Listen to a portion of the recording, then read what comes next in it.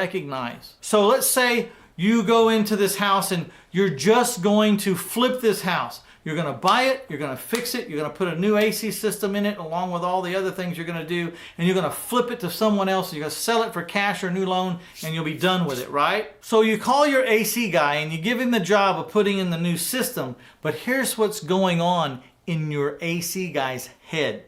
You see, he just got a unit that he had to repossess or take away from some place that was upgrading or whatever, and it's a 3.5 ton unit. Now, your place really needs a 4-ton unit, but he knows that you're not going to be living in it and that you're going to be selling it to someone else that he's not responsible to. He's going to make 100% on this 3.5-ton unit because they just gave it to him when they upgraded, and it was only like a year old. He decides that even though the house needs a 4 tons, he's just going to put in the 3.5 ton because he's going to make 100% profit off of it. And it's only a 0.5 ton off. But the kicker is, the guy that's hiring him to do the job is you, and you're never going to live in the house, and you're selling it to someone else. So this unscrupulous AC guy's putting all this together and thinking he can get away with it, selling you an undersized unit. And so he does. And that's what happens. Wouldn't it have been nice if you knew the calculations and you'd done the calculations yourself and you knew that the house needed 4 tons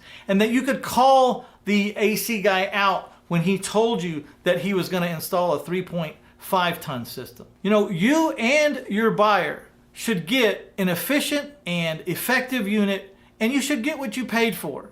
And if you're going to pay good money, whether you pay a little more or a little less, get what you intended to get and go down the road with something that works the way it's supposed to and deliver the value to your buyer that you said you were going to deliver. And that's how I feel about it.